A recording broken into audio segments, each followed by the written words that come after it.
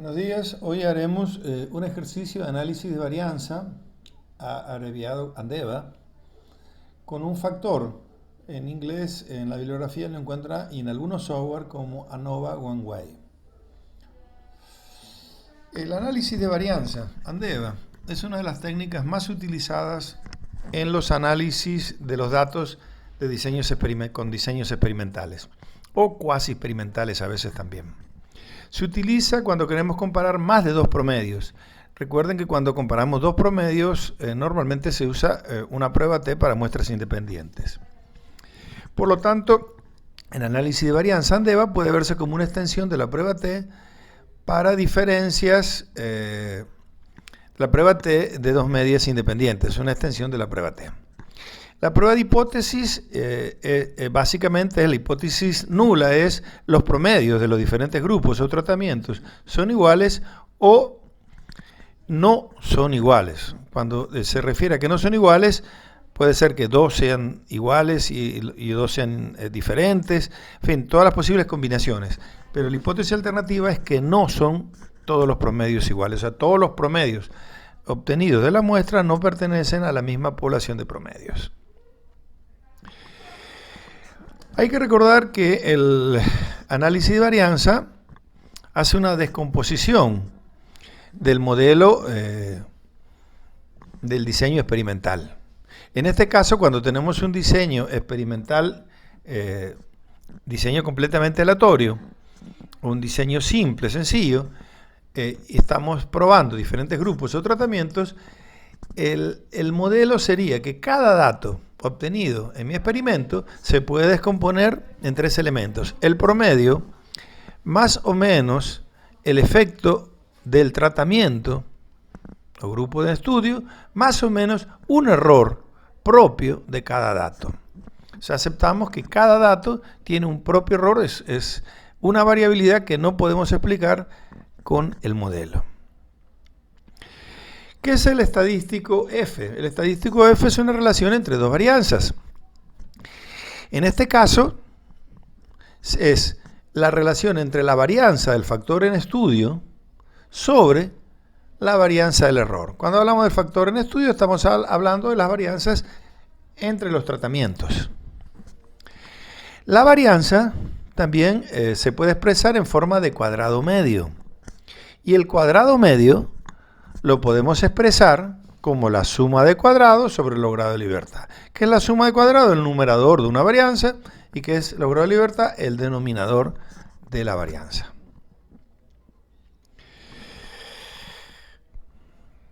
Muy bien, aquí lo tenemos expresado. Varianza igual cuadrado medio igual suma de cuadrados sobre el grado de libertad. ¿Qué es la suma de cuadrados?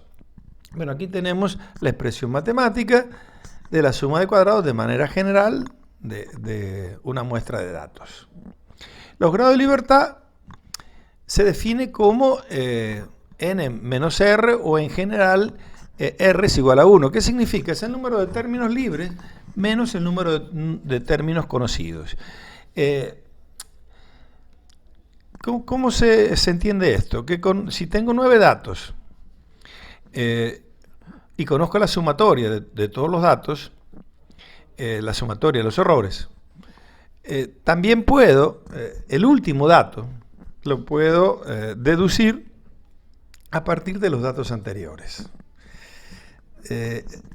Conceptualmente, si tenemos 10 datos y conozco su valor promedio, su sumatoria, el último dato lo puedo deducir a partir de los 9 datos restantes. Es un poco la idea. Por eso normalmente el grado de libertad es n-1. Muy bien, para hacer el valor f, que es una relación entre la varianza de los tratamientos sobre la varianza del error, voy a reconocer que tengo tres causas de variación en este modelo. Es la variabilidad total, la variabilidad explicada por los tratamientos y la variabilidad no explicada, que lo llamo error. Los grados de libertad de manera general es n-1, pero para los tratamientos es t-1 y el error es por diferencia. En el caso de la suma de cuadrados va a ser lo mismo. Esta es la suma de cuadrados esta que está abajo, la suma de cuadrados total, que es la suma de cuadrados de una varianza. Esta es la suma de cuadrados de una varianza de una muestra. Esta es la suma de cuadrados ya de los tratamientos, que es una doble sumatoria. Es la suma de cada tratamiento, de los valores de cada tratamiento elevado al cuadrado, y luego sumados sobre el número de repeticiones, suponiendo que las repeticiones sean constantes. Este segundo término que ven aquí, si se fijan, es el mismo, se suele llamar factor de corrección, es un ajuste que se hace a la suma de cuadrados, que es igual a la sumatoria de todos los datos elevado al cuadrado sobre el número de datos. Esto se repite en los modelos. El error sale por diferencia, lo que no puedo explicar de forma total, o sea, por los tratamientos, lo saco restando suma cuadrado total menos suma cuadrado de tratamientos. Finalmente hago la varianza, suma de cuadrados sobre grado de libertad, hago una varianza para tratamientos y hago una varianza para el error. Cuando la varianza de los tratamientos es varias veces mayor que el error, significa que los tratamientos están explicando la variabilidad de los datos. Estoy en una hipótesis alternativa. Cuando este f calculado es pequeño, normalmente menor a 3, esto es una generalidad, esto puede variar según el número de repeticiones que tenga, pero en general, cuando el f calculado es menor a 3, me ubico en hipótesis nula. Cuando este valor es mayor que 5, normalmente estoy en hipótesis alternativa. O sea, cuando los tratamientos, la variabilidad de los tratamientos es mucho mayor que la variabilidad del error, que la varianza del error, digo que estoy en hipótesis alternativa, que los tratamientos, que los tratamientos no son iguales. Muy bien, ¿cómo interpreto la ANDEVA? En general, si lo hago a mano, sería por el valor f y voy a una tabla. Pero cuando trabajo con computadora, este valor f calculado va a tener una probabilidad asociada a él. Y entonces la forma de análisis sería hipótesis nula cuando la probabilidad, el p-valor, es mayor que 0.05, estoy en hipótesis nula. Si el p-valor es menor que 0.05, 0.5, cuidado, estoy en hipótesis alternativa. Si estoy en hipótesis alternativa, los promedios, todos los promedios no son iguales de los diferentes tratamientos, debo pasar a una prueba que se conoce como separación de promedios. Y en esto van a encontrar que hay muchas pruebas. Los software, por lo menos en general, los software estadísticos dan arriba de 6 a 8 pruebas diferentes. Tenemos que optar por una de ellas. La DSM-Finger es muy común, pero no recomendable cuando tengo muchos tratamientos. La prueba Duncan es intermedia, funciona bien con varios tratamientos. No es tan exigente como la prueba de Tukey. Cuando con la prueba de Tukey miro diferencias, estas diferencias son muy notables. El ejercicio de hoy lo vamos a resolver como una prueba Fisher porque tenemos poco tratamiento. Tenemos creo que son 4 tratamientos. Muy bien, esto sería una salida de una prueba de diferencia significativa mínima, en inglés LSD. ¿Qué es lo que quiero que vean aquí? Esto es lo que interpreto, estas letras. Aquí tengo los promedios, aquí tengo el error estándar, que es el mismo en todos los tratamientos. ¿Y cómo interpreto estas letras? La regla dice, si hay medias con letra común, no son diferentes, o sea, son iguales. Entonces, estos dos grupos son iguales, el blanco y el azul son iguales, y el rojo y el verde son diferentes. ¿Diferente qué quiere decir?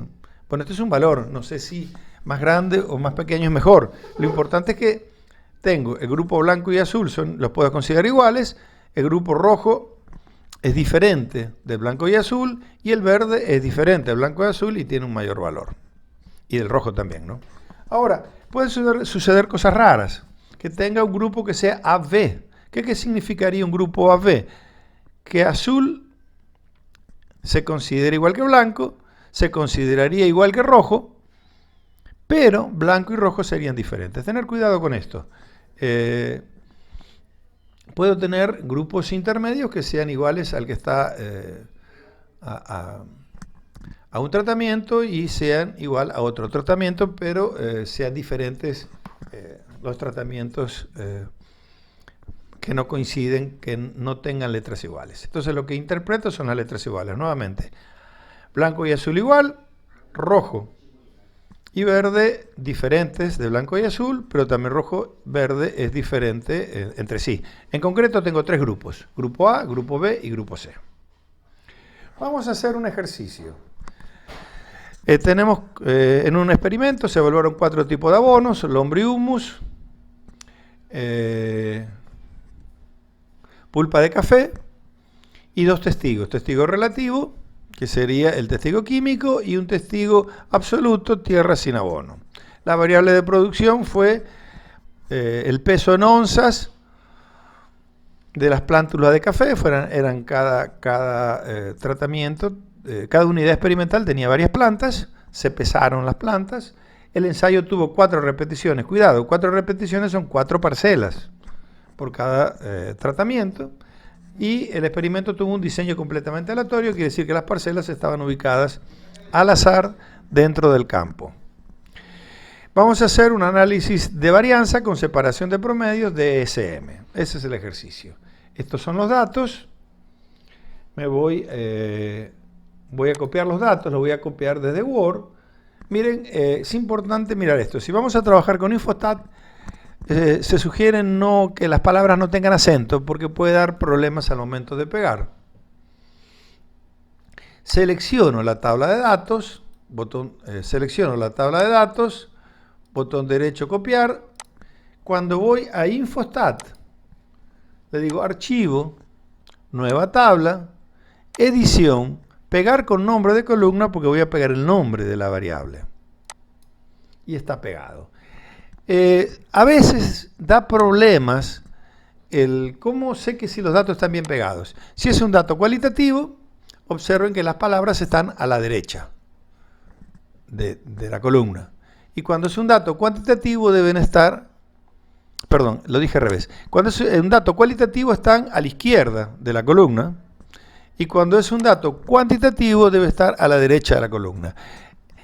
Si tienen dudas si está bien pegado, botón derecho, tipo de dato, cuando es numérico debe quedar como real. Real es cuando tenga decimales, entero cuando son valores enteros que no aceptan decimales. Lo importante es que no quede como categoría, porque si queda como categoría, el software no lo lee como números. Entonces es importante que miren cuando peguen número que los datos numéricos aparezcan como real. O entero, si fueran datos enteros, número de sillas, número de personas. Pero si aparece como categoría, no van a poder hacer estadística. Muy bien, ¿qué vamos a hacer? Algo muy sencillo, análisis de varianza. Análisis de la varianza. ¿Cuál es la variable dependiente? La variable numérica, gramos, peso seco. ¿Cuál es la variable que hace grupos, que hace los tratamientos? Tipo de abono. Aceptar.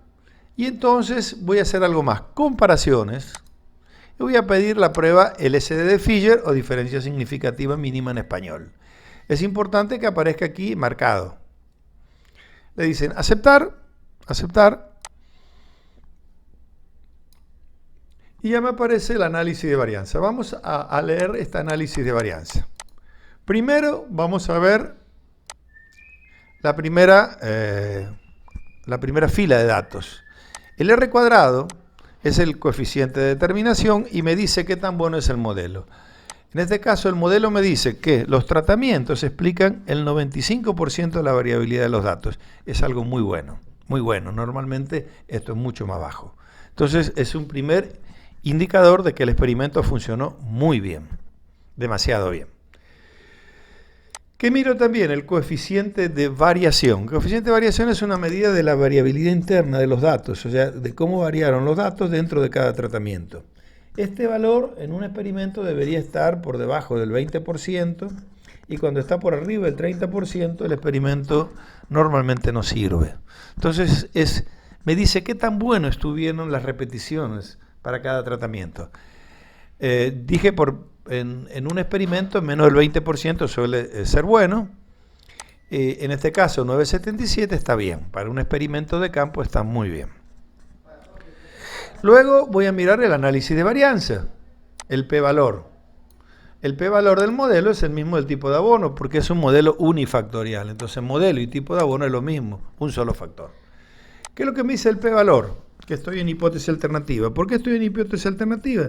Porque este p-valor es menor que 0.05. Cuando aparece escrito de esta manera, quiere decir que es un p-valor muy pequeño. O sea, la probabilidad de estar en hipótesis nula es muy pequeña.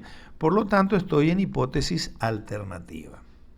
Cuando estoy en hipótesis alternativa, cuando este p-valor es menor que 0.05, voy a interpretar la separación de promedio. Si este p-valor no fuera tan pequeño, o sea, si este p-valor no fuera significativo, fuera mayor que 0.05, no es correcto interpretar la separación de promedio. Bueno, paso a paso. Primer paso. Si este p-valor es menor que 0.05, voy a interpretar la separación de promedios. Y entonces, ¿qué me dice la separación de promedios? Que tengo 4 grupos diferentes. La tierra, sin abono, tuvo plantas de menor peso, y el lombrihumus tuvo las plantas de mayor peso. Tengo 4 categorías, tengo 4 grupos. O sea, si los ordenaría, diría tierra, el de menor peso, pulpa de café en segundo lugar, químico en tercer lugar y lombrihumus en cuarto lugar. O sea, tengo 4 grupos diferentes. Puedo concluir que hay diferencia entre los diferentes abonos y que el mejor abono fue el lombrihumus. Con esto terminaríamos la interpretación del análisis de varianza. Muchas gracias.